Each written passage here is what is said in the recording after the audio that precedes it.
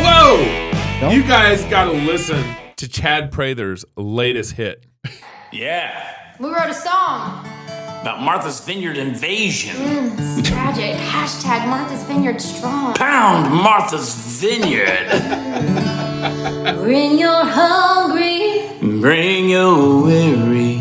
Bring your sick. And bring your poor. Oh, boy. But keep your Ass off Martha's Vineyard. Don't come back no more. They say they don't want criminals in this town of ours. They trash Chicago, not Obama's yard. Bring your hungry. Bring your weary. Bring your sick. And bring your poor. But keep your ass off Martha's Vineyard. Don't come back no pretty more. funny. That's kind of what happened. Yeah. That's kind of what happened. Welcome to Cross Politic. Good evening, everyone. Changes Toby. everything. I'm Pastor Toby. This is Chocolate Knox. That's the Water Boy. We don't know what we're doing now. Reformation Heritage Books is publisher and bookseller whose mission is turn off your alerts. Literally every show. Is a publisher and bookseller whose mission is to equip the saints to serve Christ. Amen. Reformation Heritage Books, just for the record, it's not their mission to get Gabe to turn off his. No, his, it might be so they can get a good clean ad. Yeah. To equip the saints to serve Christ and his church through biblical, experiential, and practical resources, RHBs, reading materials, God-glorifying in accord with scriptures and historic Reformed creeds for the promotion and defense of the gospel of Jesus Christ. Each book they publish or sell, whether from the Puritans or modern-day authors, subscribes to the three forms of unity, the Belgic Confession, They got boom, it all. the Heidelberg Catechism, boom, the Canons of Dort, You're doing a great job. boom, I don't even have to push nothing. and the Westminster Standards. Bam! 1647 Explosion! and 1689. Find take more that. at heritagebooks.org. You gonna make some more sound effects? I don't have. I'm just used to drink. Boom! Yeah, there we go. All right, so I didn't even have a sip yet. we need a meme. We need the meme put up on the screen where it's like, how'd your week begin? How did it end? Or how it's Or going. how it's going. Or how yeah. it's going. So Kamala Harris was on 60 Minutes? It was it Meet 60 the Press. No, was it Meet the Press? I believe it was Meet the Press. That's Yeah. funny. Yeah, Meet the That's Press. funny. Anyways, and she was talking about immigration, and apparently they got things under control. Oh, Would you call the border secure? I think that there is no question that we have to do what the president and I asked Congress to do. Is the first request we made: pass a bill to create a pathway to citizenship. The border is secure. But we also have a broken immigration system, in particular over the last 4 years before we came in, and it needs to be fixed. Oh, blaming Trump. We need to. it's secure, guys. It's secure. That's how we started off the week. Yeah. I mean, that was Sunday. Well, she in the interview, she kept going. She doubled down. She doubled down. It's secure, and guess whose fault it is? Oh, We're going to have 2 million people cross this border for the first time ever. You're confident this border's secure? 2 million people. We have a secure border. we in do. that is a priority for any nation, including ours and our administration. But there are still a lot of problems that we are trying to fix, given the deterioration that happened over the last 4 years. do you think Martha's Vineyard thinks that the border is secure? You think Chicago thinks that the border is secure? Let's Do- find do you- out. Let's find out. I don't even think the people who are coming over think the border is secure. And it's just Trump's fault. But what's funny was we went down to the border, not us, but media went down to the border, and they're like, let's just talk straight to the immigration. Let's just ask an immigrant right now. And Vice President Harris said This is not at that the the border. border is closed. This is in Martha's Is the Vineyard. border Oh, closed? is Do you this believe that Martha's the border is Vineyard? closed, or is it open? It's open, not closed. The border is open. No, it's outside The border is VP open. Do you Harris believe that all the residence. migrants believe that the border is open? Yeah, everybody believes that Washington, the DC. border is open. It's open because we enter. We come in. Because we come in. No problem. But it's open for you to come illegally, right? Illegally, yes, illegally. That's true. That's And true. you came That's illegally. true. Yeah, we came illegally, not legal. Not legal. Not legal. Not In legal. case you didn't understand, No, because no. my English ain't that good yet. No. It wasn't Wait. legally. But it's closed, right? Yes. Yeah. No. Yes. It's open. How do you know it's open? Because we come. We're here. We walk. Right in. Free.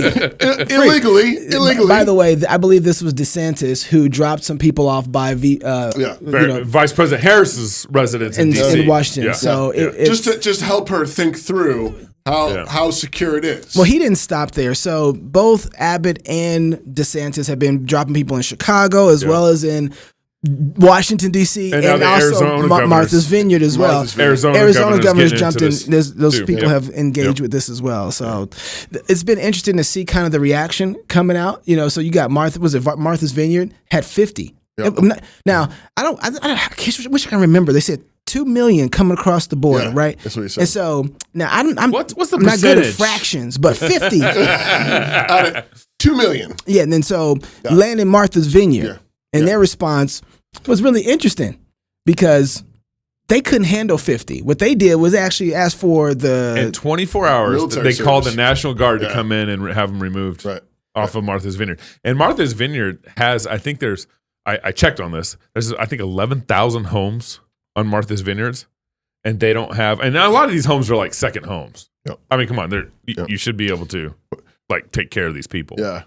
Unlike Texas, But what? So what do we? I talked to you guys a little bit offline here.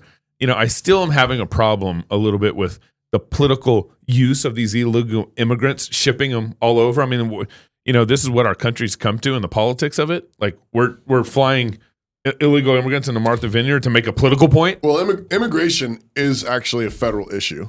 Yeah, So, I agree with that.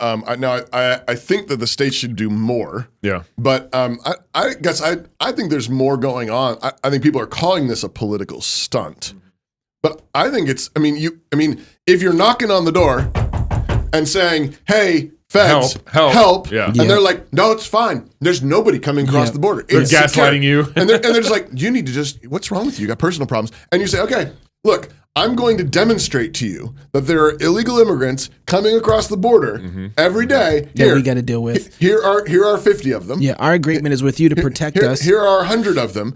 I think that's. I mean, it is political, but it's also them just. I think saying, look, this is reality. Yeah. I think for the 2 million that's that have where come I'm, across. Pastor, it's kind of where I'm torn at. So, I know that they're making a point because you got Chicago and Martha's Vineyard folks, some of the people who run the homeless shelter there, talking about not here, but you're still dealing with humans. Yep. And you still have a problem. But I understand where DeSantis and Abbott are coming from.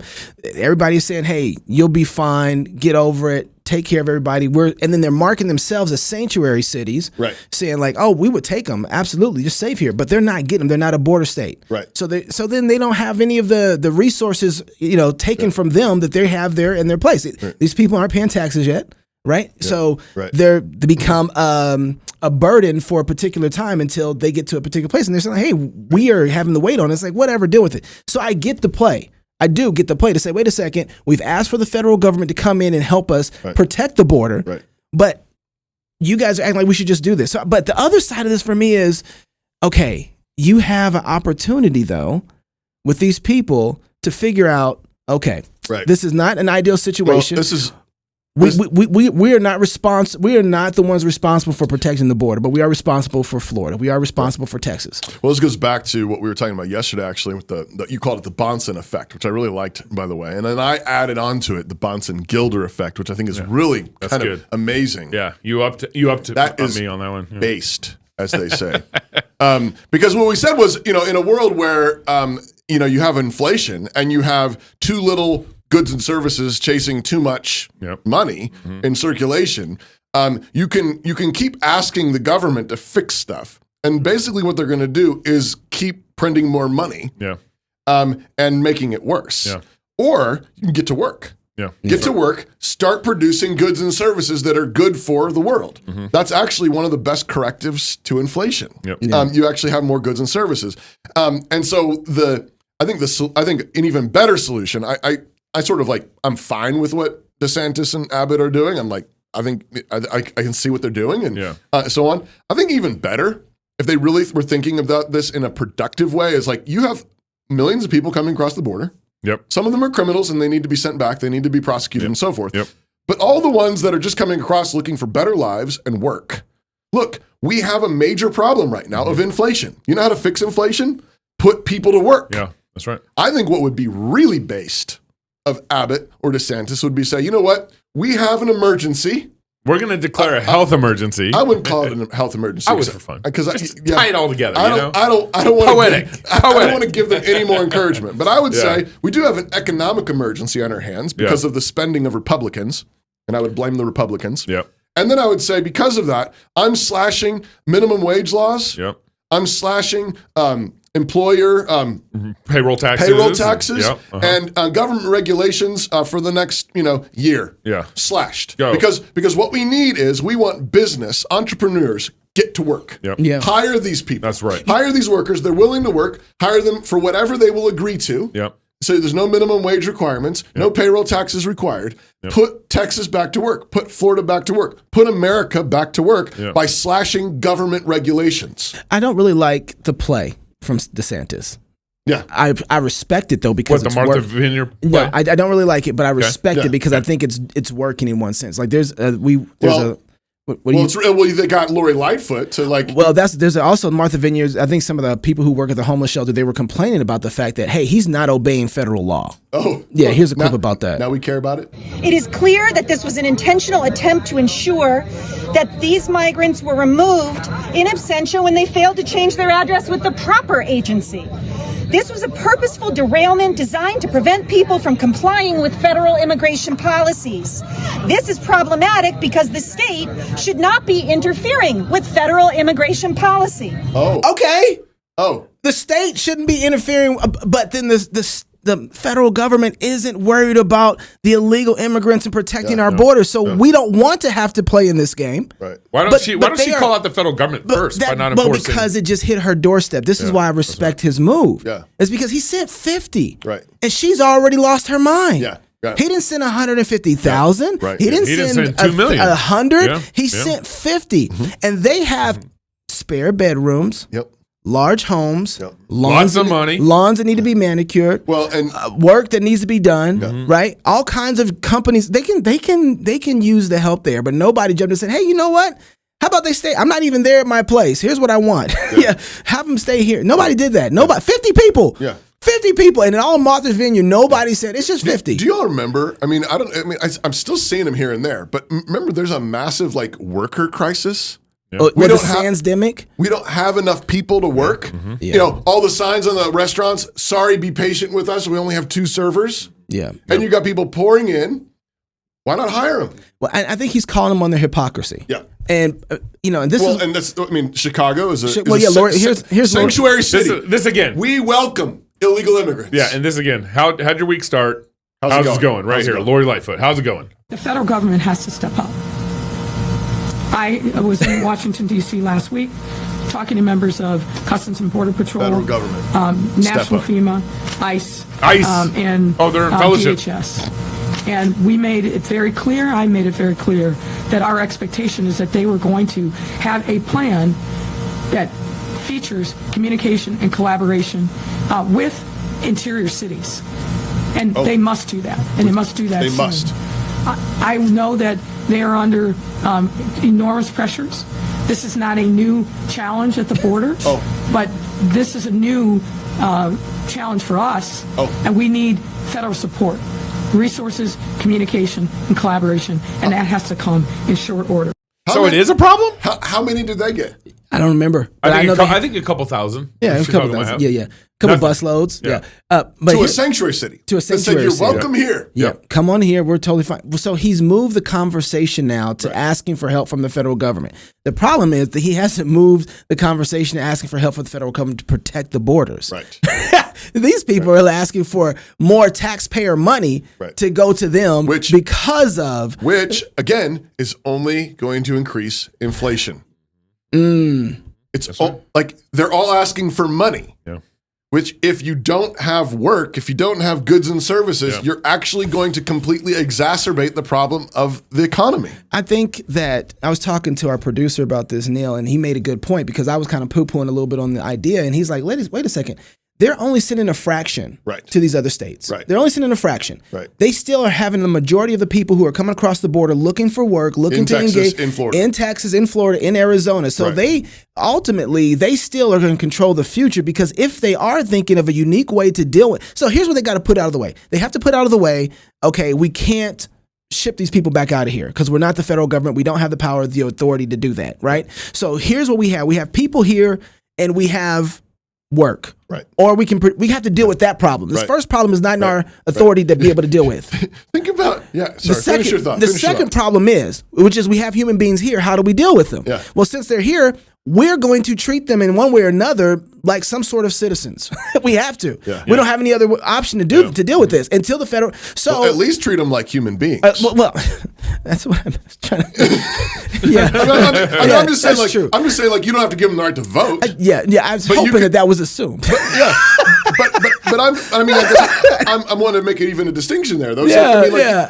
I think there's a problem when we have all these social services that everybody automatically gets access to. Yeah, but I'm saying, as human beings, that means they're capable of work. Yeah. Right. That means they're capable of dignity and honor. And going to church. We don't even play the social services game. Yeah. We don't play that. You come here, you work. I want to pair people with jobs. Yeah. That's what I'm here to. Most time they pair them with healthcare workers and stuff like that. No. With a job. Think about this for a second. As you were talking, it just dawned on me. Okay, we have this major energy crisis. Mm-hmm. Energy right. crisis. And 2 million people pouring Just into this in land. This past year. It's a lot of It's energy a lot creation. Of energy. Yeah. Right? People are the most valuable power producers in the universe. Yep. Yeah. Because they're made in God's image. They have the ability to work, to create, to communicate.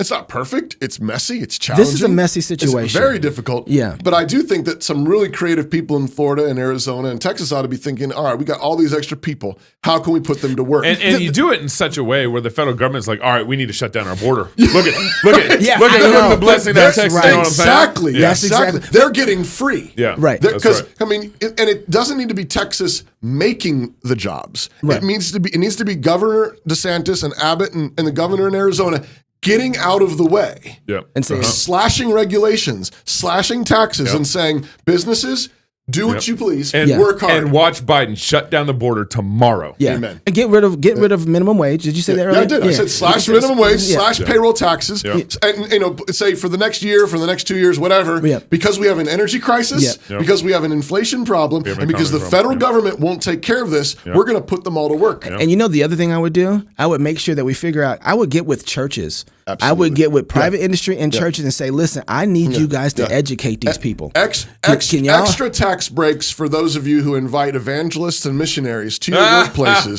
to preach the gospel. Come on now, preach.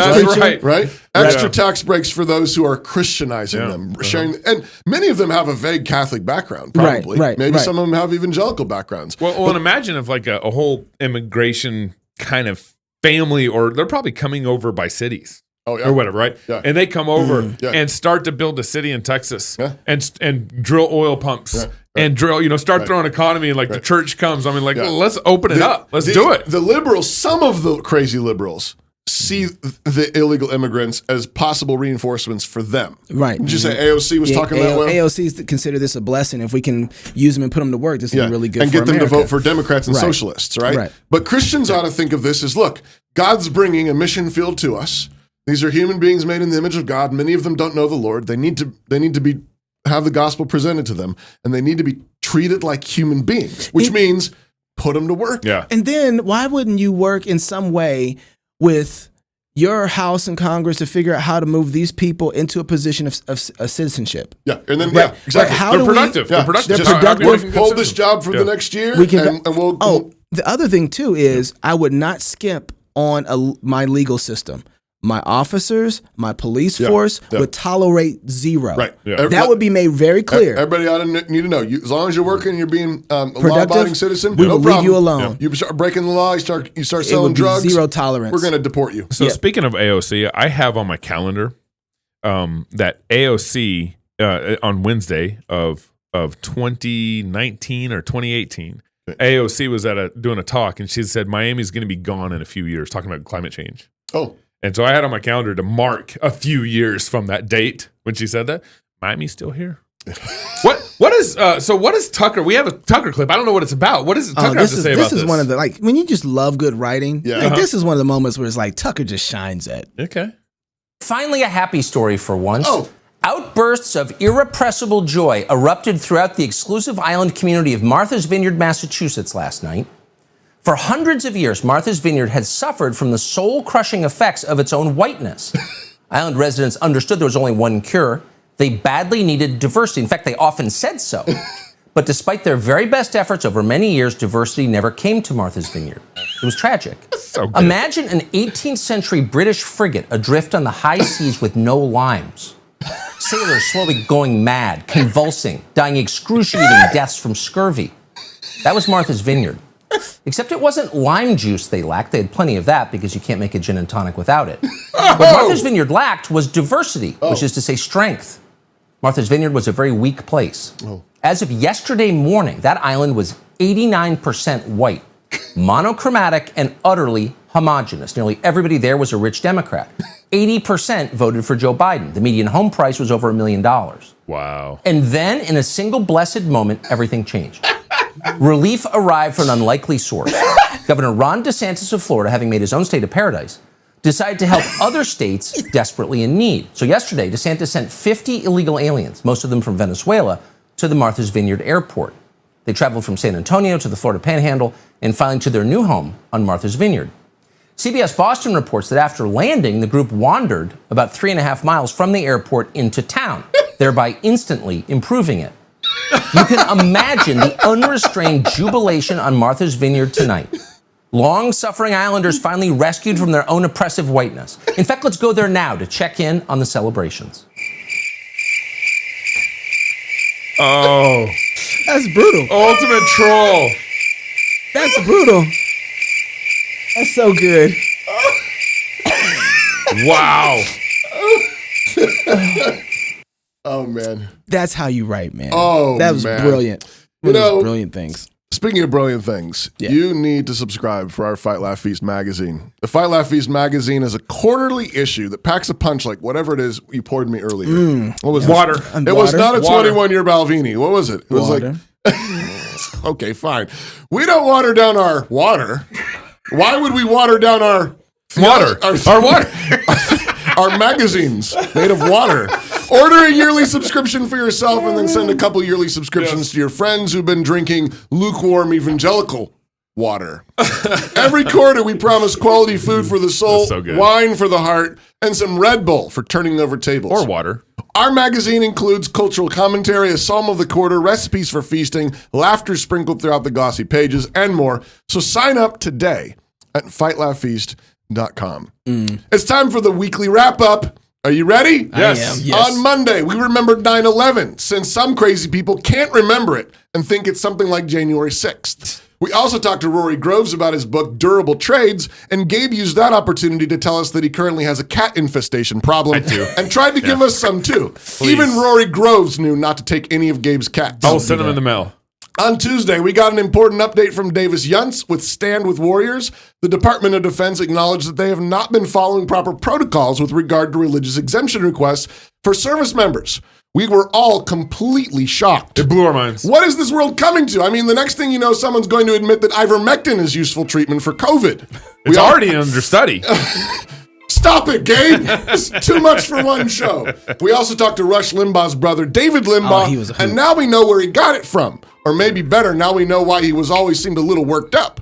David wrote a book on the resurrected Jesus with his daughter, defending Paul and his ministry against all his detractors, especially modern Christian ones who just want a nice Jesus and a gentle gospel that coddles sin and plays footsie with the darkness.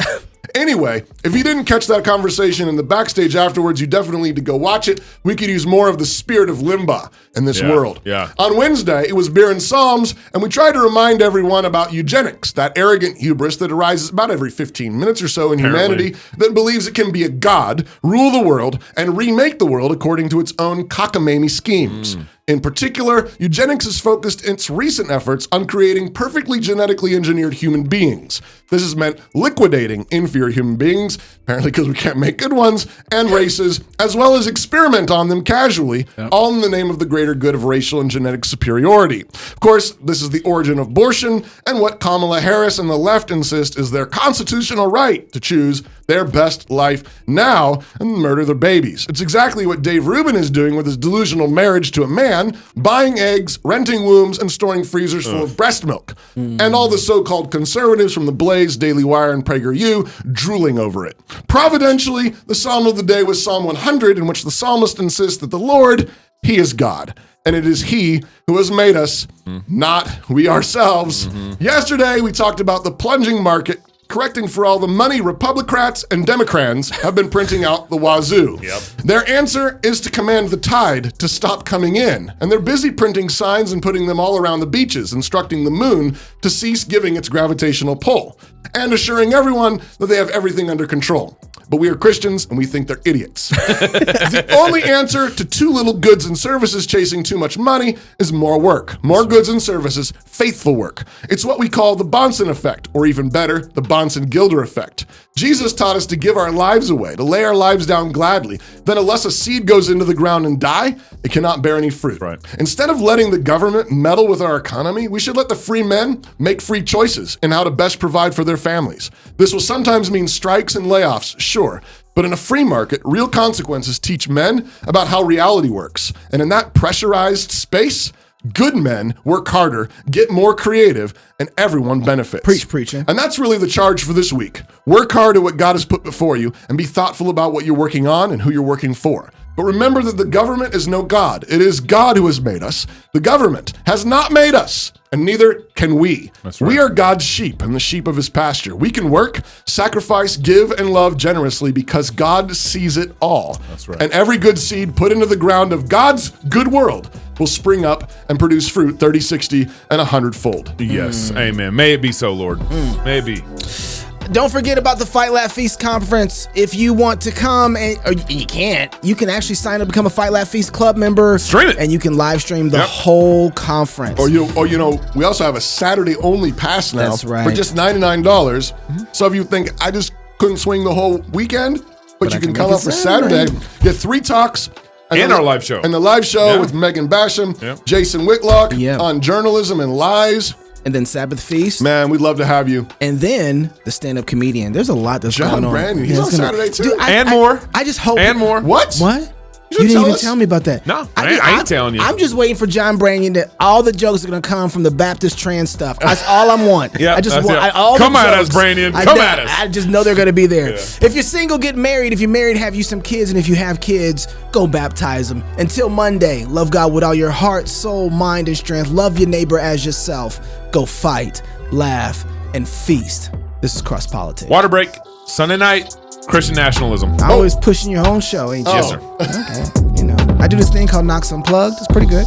I also preach on Sundays at church. We really appreciate that. Look what I started. Meet Big Ed. He has a tax-funded taste for children. Big Ed knows that the best grooming starts early. He has a plan for your preschoolers, a plan to gender confuse your grade schoolers. But if you think his grooming stops there, you have not been paying attention. Big Ed wants to liberate your daughters from old-fashioned ideas like, well, you already know. Big Ed has dorm rooms ready for you in prison buildings of learning, and professors standing by dedicated to grooming young adults in doubt and unbelief. After all, he is the gatekeeper of this brave new world, and if you want a job, you'll need to pay him with years of your life for a permission slip. Yeah, whatever. You think David paid Goliath for a certificate in giant management before those two squared off? Did Luther major in theses? Was George Washington summa cum laude in empire repellents, while Jefferson focused on ag with a minor in declarations? When the world needs saving, meaningful vocations abound for those who are truly prepared. And the truth is, despite Marxist advances, this is still America, and Big Ed is still a voluntary opt-in. So don't. Not at any level. Not preschool, not middle school, not college. It isn't complicated. When Big Ed offers you free candy, stay away. You'll thank us later. We know it's crazy, but run with us here. Men and women were created in the image of God. You don't need a government certificate of faux learning for personal validation or permission to work. You were born with divine permission to pursue knowledge and understanding, truth, goodness, and beauty. And at New St. Andrews College, we are committed to helping students do just that, to their fullest potential. In an age dominated by chaos, when learning is on a choke leash controlled by Big Ed and his many strange friends, ours is an education for outlaws, an education for men and women committed to building a beautiful and free society in the ruins of the Western world. When thinking is outlawed, only outlaws will think. Yes, Big Ed hates what we do, but his hatred brings us joy. New St. Andrews College. Liberal arts for outlaws. Mind, body, and soul.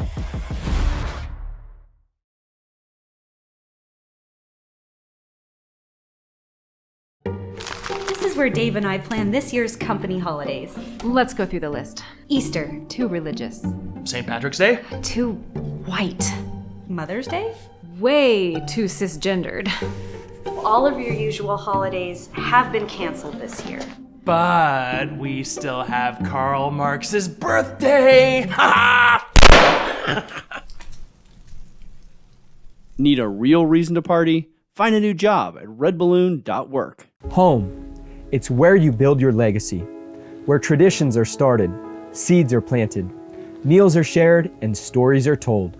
We are Chris and Natalie Carpenter, owners of Story Real Estate, and our team of top agents helps people find homes in Moscow, Idaho, and around the country. Have you thought about a move? Contact us to get connected with a top agent who shares your values and puts your family first. Or reach out to us about our Moscow relocation guide. Wherever you're looking to go, we can help you find home. Call us at Story Real Estate or visit us at storyrealestate.com and start building your legacy.